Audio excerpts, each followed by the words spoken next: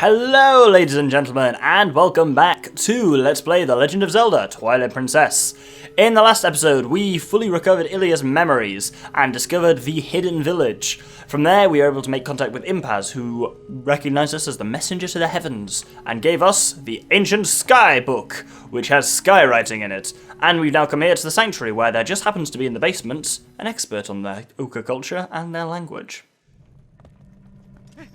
Indeed, it's our good old friend Shad. If you look on the wall here, you can actually see engravings of an Uka and what I presume is skywriting next to it, which is kind of cool. Anyway, statues, the word that breaks the seal, the rod of the heavens, it just gets order and order. Now Ilia's memory is the last clue we have to solving this strange puzzle about the heavens. Doctor, what should we do? Well, I happen to have found this handy book. What's this? Ah, it's skywriting. Where in the blazes did you get this? You don't suppose this could be the word that breaks the seal? Right, let's try it out.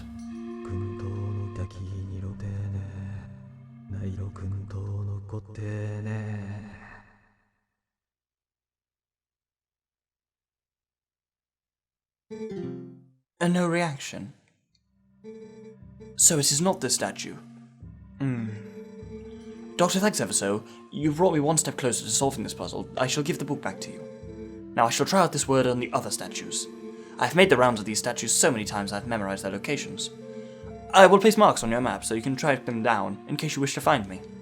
Remember, every one of those marks is near an owl statue. Now if you'll excuse me.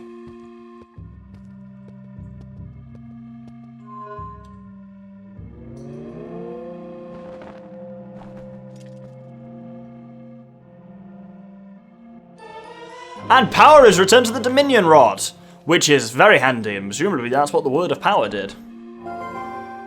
The writing in the book was a spell that imbued the staff with magic. Now you can do it to the other statues what you did before. So, he did say he'd mark on your map wherever there was a statue, didn't he? Then we should go check out those spots, right, Doctor? Indeed, let's bring up the map, and I can show you exactly where there are. There is one there, there's 2, 3, 4, 5, and 6. So yeah, wonder what we're going to be doing this episode. We'll start with the one that's closest to here, which is the one on the Bridge of Eldin. Now, as was entirely promised, there is... Oh, don't know why Epona turned around then. Maybe she thinks she's jousting again. Shout out to episode 9, I think that was. But yes, there is an owl statue here, and there's 2 things we can do with it. Let's grab it and move it off its pedestal, and we'll see where it was starts glowing. Let's stand there.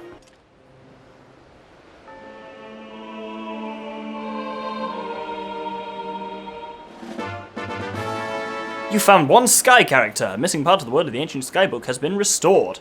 But there are still other missing characters. Unsurprisingly, there's 6 of them, means though there's 6 statues that have been marked on the map. But every statue has a little bit of a secret. Because nearby every statue is some kind of secret chest that you can only get to with the statue itself. This one is at the other end of the bridge, so I'll slap the speeder on.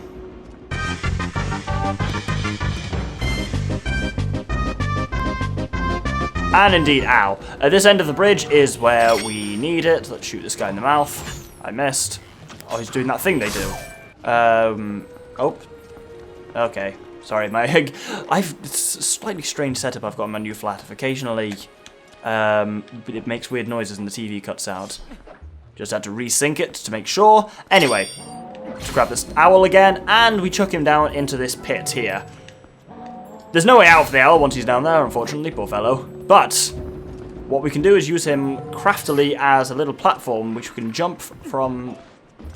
That's a Bulbo, I can hear. Is he just trying to... Oh, I don't know, I'm just going to ignore that entirely. Now I can use it to jump over there, and to get to an area we couldn't otherwise access. Every one of these has a little secret next to it somewhere, which I think is quite cool. Gives you something to play around with. And they also give you something you'll really need. You'll see what I mean shortly. If we come up here, we'll murder this guy. We'll murder him with the Dominion Rod, apparently. Shoot him in the mouth. And then open the chest. This one contains a piece of heart, which is handy and wasn't what I was actually just referring to.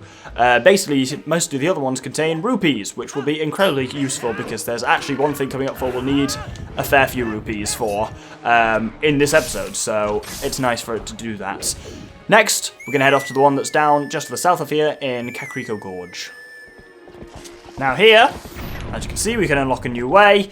We weirdly haven't actually been this way at all, but it just connects to the kind of Kakariko part of the field, Kakariko Gorge, and it's just a handy way back here from where we were, but where we're actually looking for is over here. Weirdly, there's also choo-choos around in this place. We've really never been here.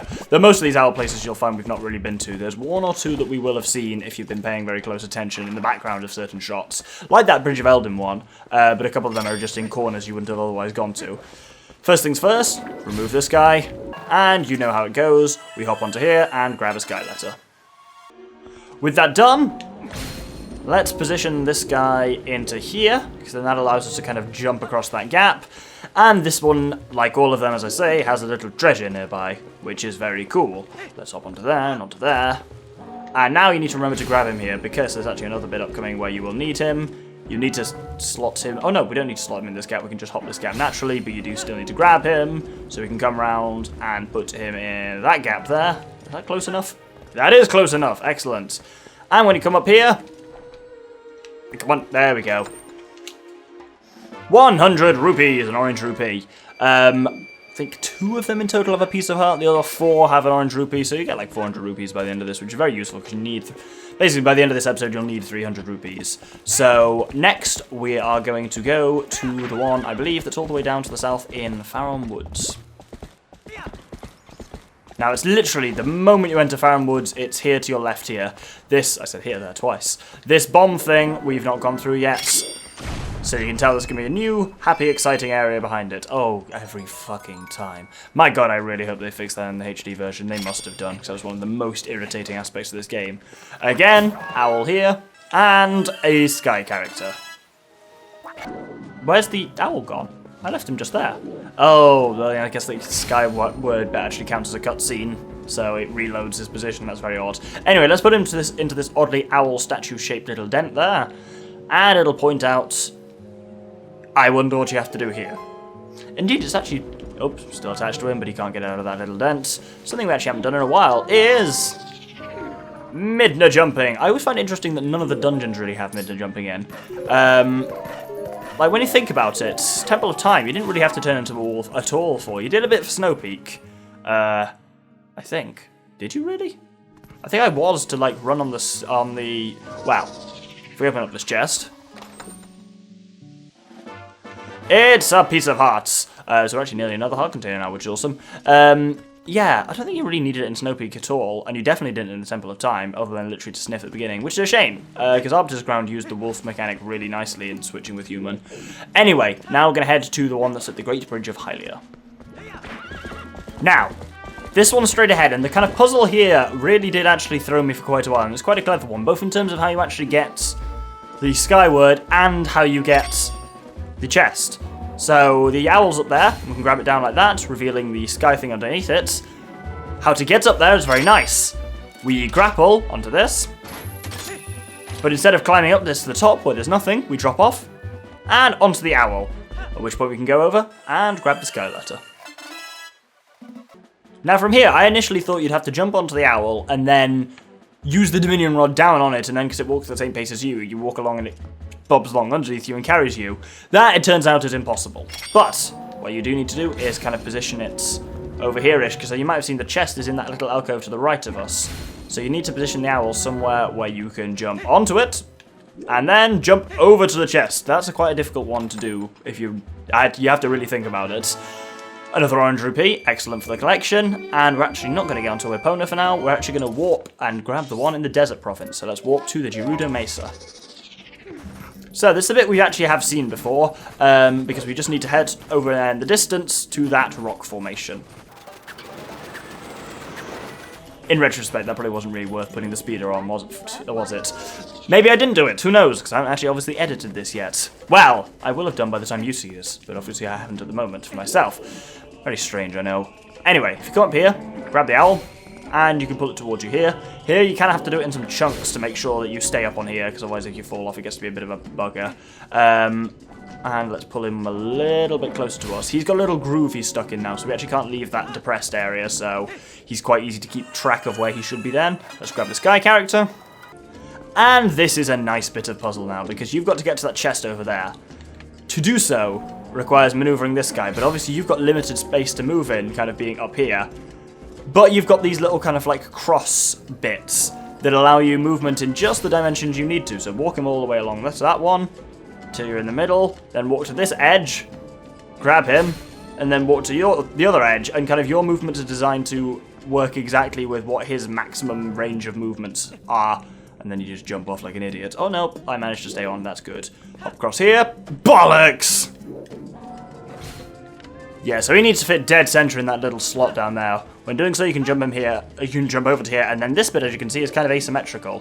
So the first thing you need to do is come over to kind of this axis. I suppose this looks kind of like a graph.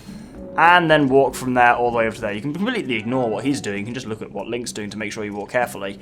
Then from here, you grab him, and you walk all the way along the other axis. And handily, that's not really a word, I don't think, but anyway, that positions him perfectly. I'm walking very carefully because you have to restart all the way from the beginning, including with the owl at the beginning if you fall off in any of this, so it's mildly annoying. But hey, we made it! And get another chest with, oh, surprise, surprise, 100 orange rupees in it. 100 orange rupees! That would be 100,000 rupees. That's crazy. Anyway, we've got actually something quick to clean up in Gerudo Desert. You'll find out what it is when I say that we're waiting until nightfall. And that's nighttime. If you remember, in the desert it's weird. At nighttime the music doesn't stop, but the heat haze does. That's kind of how you tell. Anyway, we need indeed to head over to the old Bulblin Fortress.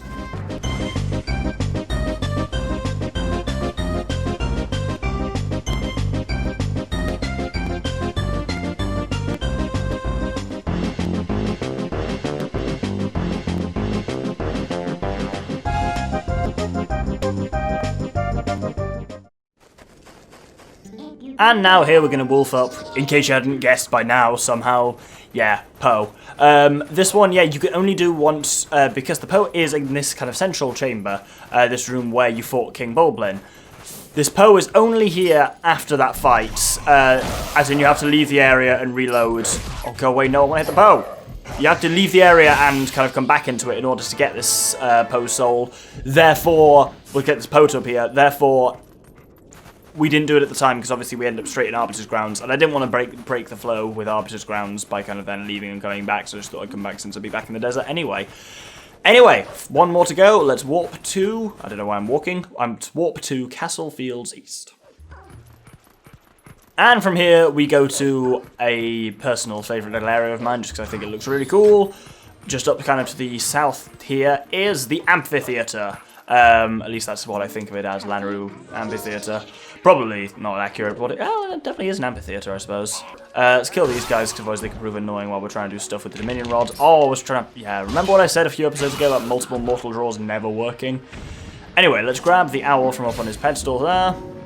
And that activates the final sky writing thing. I guess they're just weird platforms that are transferring stuff into a book. Let's go over and activate it.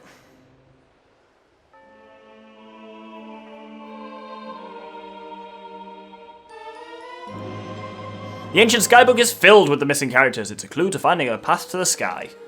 So that's us done with the owls, apart from one tiny little bit, because of course, as with all of them, there is a hidden chest. So we need to lure this one through this kind of maze of various bits of fallen debris here. And you can see the chest is over here on this column, which is exactly the same process then as what we just did. We just need to position the owl there. Hop up here, hop up here. And then over we go, and over we go. Grab the chest, and there's one more thing now to just do before we get on with the plot. So, let's go and... Nope, not warp. I'm happy where I am. Just close to it. Let's go to Castle Town. And from here we can go north to where the Golden Wolf is awaiting us. And I suppose this is as good a time as I need to talk about the phase of the game we're in at the moment, because we're moving towards the final shard of the Mirror of Twilight. And this is where it feels like the game just kind of has lost it a little bit for me. It's not terrible or anything like that, it's not bad, it just has lost it slightly because Hyrule Castle is like entombed, and it's this really cool looking barrier here, and no one seems to give a shit. We've been looking for the shards of the Mirror of Twilight for a while now. You have to remind yourself we're doing that to get back to Zant. But there's no real sense of threat. Zelda's disappeared and the castle's been entombed. We've seen nothing, no word or anything from Zant or Ganondorf since Arbiter's Grounds. They're not really a threat at this moment. It just seems like they're just kind of sitting wherever they are, if they're in there or elsewhere. It just seems like they're waiting for us to grow in strength to challenge us now. And that just doesn't feel right. It doesn't really feel like we're in a race against time or there's any real sense of urgency other than just, it'd be handy if. And we've not even got, like, in the early game, you got a lot of reminders of Zant's power, that he was still around and he was being a bastard and whatnot. But we've had none of that literally since he awoke Stal-Lord in Gerudo in Arbiter's Grounds. Anyway, there is, however, a final wolf here, so let's do this for the last time.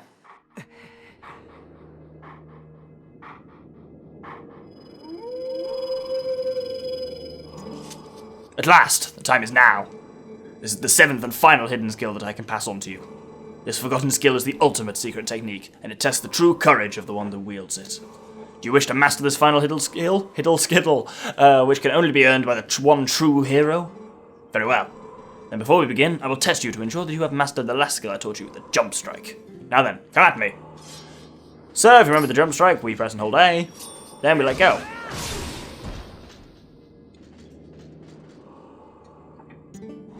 Excellent, it appears you are certainly capable of performing my lost art.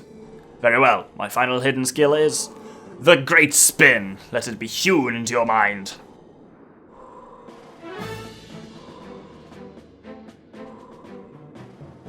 You have at your disposal the basic sword technique known as the spin attack. You have mastered numerous hidden skills and now house the spirit of the true hero. You now have in you the ability to magnify the power of your spin attack. But the only time you can draw on that power is when your life energy is brimming full. Now try unleashing the spin attack on me. So yeah, this one I actually found a bit disappointing for the final skill, because all it really is the spin attack, and it does twice the range and twice the power.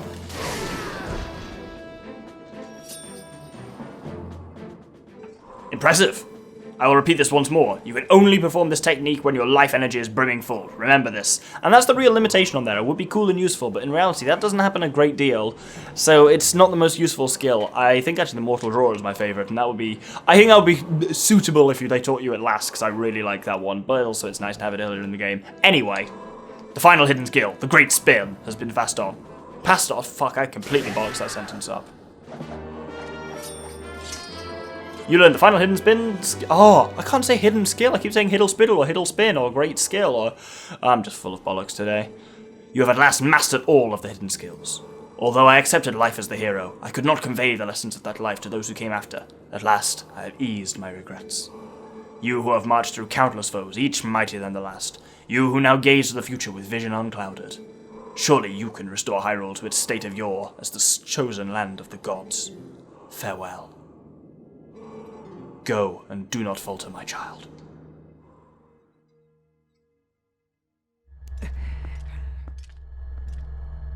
So that should tell us something interesting about who and what exactly the hero Shade is. Oh yeah, you bounce off this if you walk into, apparently. He turns into a wolf, like us, wears a kind of beaten green tunic, like us, and refers to us as, says he was the hero, like us, and refers to us as my child. I don't know if that's... I'd like to think that has mostly been metaphorical. But still, it's clear that he is a past incarnation of the hero, because he talks about courage and the skills he learns. He's another version of Link. The main theory holds that he's Link from Ocarina of Time, but because this game does follow immediately after that one in the inverted commas timeline. But either way, he's definitely another incarnation of the hero, hence his name is the Hero Shade, which I think is really cool. Anyway, what we're actually here for is now we've got all the words in the Sky Book. Let's go downstairs and show it to Shad.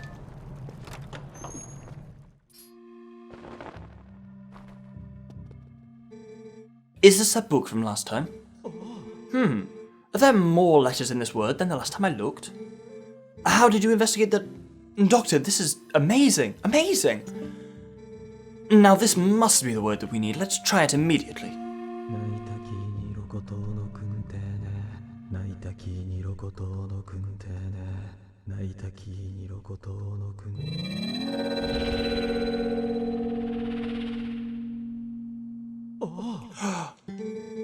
It has taken on the same shape as the other statues. What can this mean? And I thought we had solved the last of the riddles. Blast, how confounding. I must apologize, Doctor. I need to cool off a tad before I mull the problem further. Yeah, they really at this point start contriving reasons. He disappeared before he was fully off the screen. Start contriving reasons why Shad can't be around when you do anything involving the Dominion Rod or things he's not supposed to see. But yes, like any other statue, now this one has had that lock taken off it. We can move it out the way and access a secret room.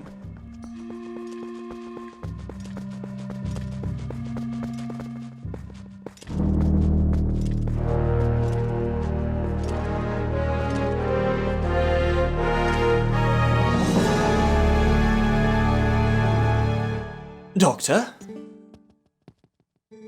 How in the blazes did you move that statue? And what's this?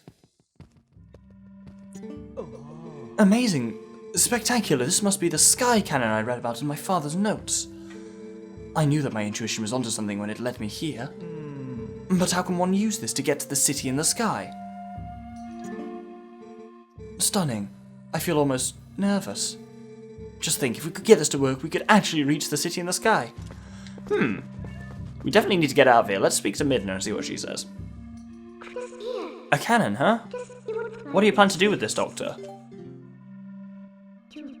Except that guy's still watching us. Presumably Midna's just a shadow, then only we can see. If we try to leave this room at the moment, I'm pointing this out for a reason, Shad will say, hey, where exactly might you be going, Doctor? Warning! Actually game-breaking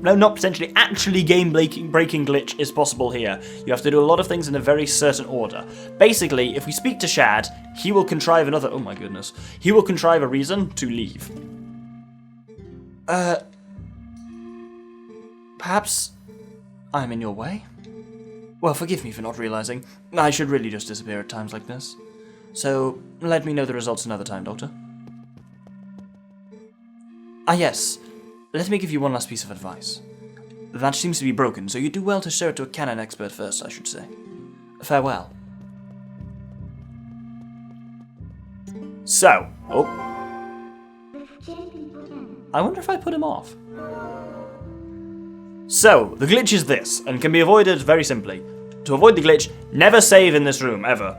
Because what will happen if you save in this room at this point, you'll load back into the room. Shad will not be there, but Midna will think Shad is there, therefore when you try and warp the cannon, Midna will be like, no, he's watching us. If you try and leave, Shad will tell you, where do you think you're going, Doctor? But you can't speak to him to get him to leave, because he's not there, and you're trapped in the cannon room forever, and there is literally no way out of it. You cannot do it, and you're just completely stuck in here forever, and that's your safe file bollocksed. Don't do that.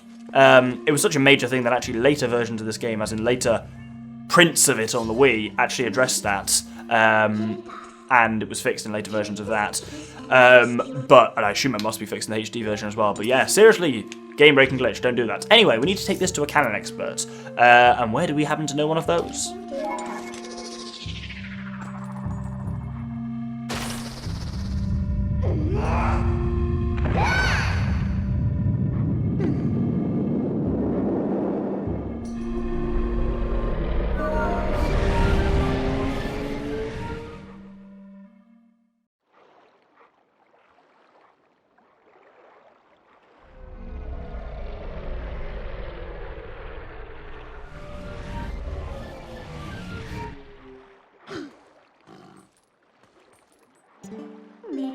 Yes, indeed, if you remember correctly, there's Fire of Fire and Falby's Lakeside Amusements, who is the only person we know who deals with cannons, therefore let's assume he's an expert. And let's hope assuming he wasn't freaked out as well by the fact that a giant cannon with what appears to be legs just appeared out of midair in front of him and just kind of, well, poured out of the portal. Aside from you did expect the natural response would be to think it's evil, but hey, let's talk to him. Hey, buddy. So, is that yours? Hey, buddy, I never thought you'd get so hooked on fascination that you'd try and build your own cannon. So you gonna give me the tour or what? It looks like you have a serious rig over there.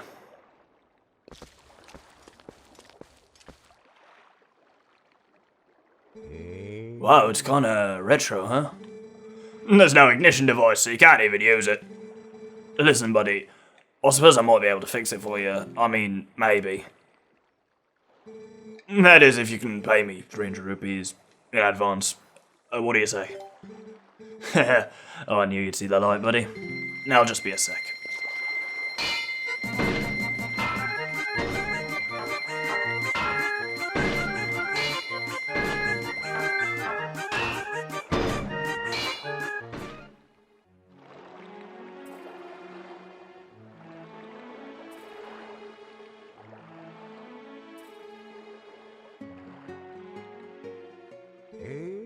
Here we go, buddy.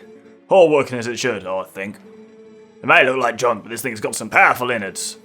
You're gonna be knocking on the door to the heavens. Seriously, bud, it might be rough. I'm sorry for soaking you for the dough. Soaking you for the dough? That just sounds wrong in so many ways. I'll leave you alone then. Well, you have all the fun you want, okay, buddy? I suppose it makes sense the way he charges that much, because we are kind of his competition. Anyway, yeah, we've built a cannon, which is pretty cool, and that's what you need the money for. You need the 300 rupees for that. But if you get the kind of the rupee chests that come next to 4 of the 6 owl statues, you'll have enough for it anyway. Oh, that's a great spin by accident. So yeah, it's pretty easy to get the money for that because you come across it naturally, as long as you just keep your eye out when you're around the statues. Anyway, we can enter into the cannon by the grapple point on the back.